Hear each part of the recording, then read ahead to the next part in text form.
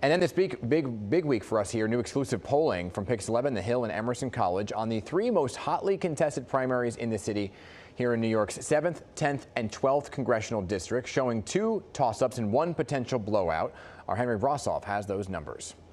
In the 10th congressional district, that's lower Manhattan and Brooklyn neighborhoods like Park Slope and Sunset Park, Congressman Dan Goldman is well behind in our poll as he seeks a third term.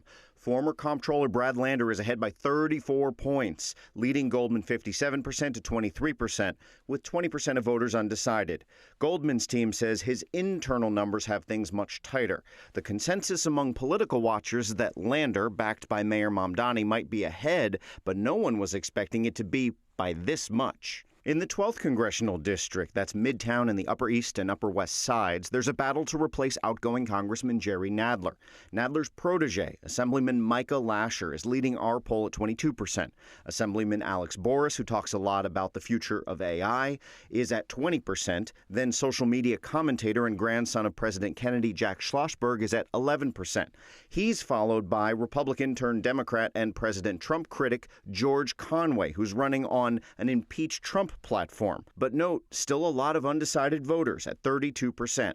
Next is New York 7 along the waterfront in parts of Queens and Brooklyn, where Congresswoman Nydia Velázquez is retiring.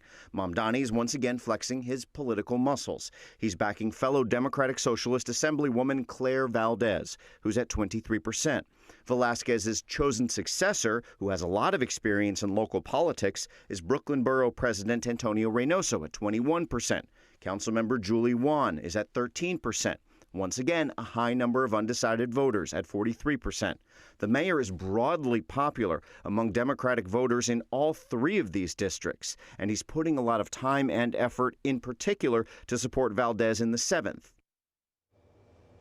And now to dig deeper into those polls and more, we're joined by our Pix panel, our own senior political reporter, Henry Rossoff, professor at University of Mount St. Vincent, J.C. Polanco, and the politics reporter for New York Focus, Nick Garber. So great to have all three of you with us. Let's get into these poll numbers. All really interesting numbers here. A lot of undecided, so there's a lot of game to play here. The biggest surprise, though, I think came from the Comptroller Brad Lander and the Congressman Dan Goldman race, and just the kind of overwhelming number going for Brad Lander. So how much of it, Henry, let me start with you, has to do with the candidates themselves here?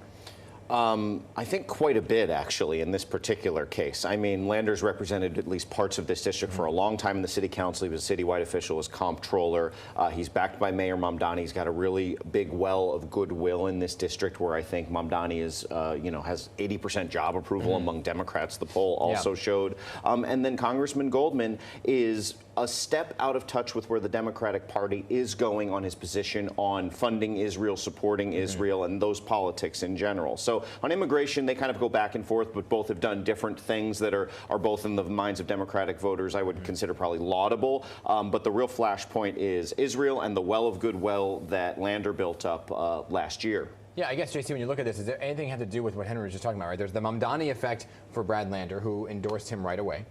And Kathy Hochul came out for Dan Goldman. So it's kind of like you have the governor and the mayor at odds here. Does any of that matter? It is everything. Yeah. Look, Mayor Mamdani is incredibly popular amongst the Democrats in that district. That endorsement is gold. What you're seeing in that poll, it's not because Goldman is a bad Democrat. Goldman is one of the leading Democrats in Congress against the Trump administration. He's made a career out of making sure that they hold Trump accountable. He's with the district on abortion, on immigration, on taxes, ICE, everything. The only difference is that he did not support Mayor Mamdani when he was just an assemblyman a year ago today. Had he endorsed Assemblyman Mamdani, this would not be happening today. Yeah. That's just a fact. So I think it goes a lot to say with the cult of personality around Mayor Mamdani and the power of his endorsement. I think that the only person that rivals that kind of wielding that kind of power in the party is President Trump. That endorsement from President Trump in the Republican primary is gold, just like Mayor Mamdani's endorsement. I mean, it's quite stunning to see someone without scandal. I mean, Goldman's been scandal-free well in Congress, to be behind 34 points in a primary. I mean, that's just a stunning fact of the matter here. And then you have that race, and then you kind of hop over to New York 7, where again you have a relatively unknown in Claire Valdez, Nick, against the Brooklyn Borough President Antonio Reynoso and a Councilwoman Julie Wan. And in a normal circumstance, you'd think the Brooklyn Borough President would kind of go all the way on this one. But again, the mayor here, with his influence, kind of endorsing and going with Claire Valdez, has kind of launched her now to the top of the line. What do we know much about her, and how does she differ from the others?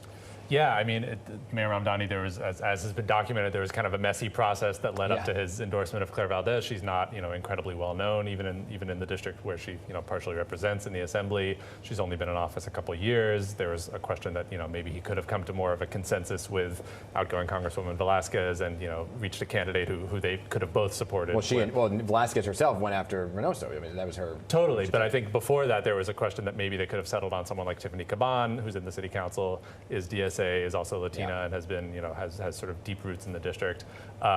Yeah, I mean, based on the poll, it seems like maybe not an ideal result for Antonio Reynoso. That you would think that starting out this early in the campaign, he as the borough president would have the initial lead, but not even. Yeah.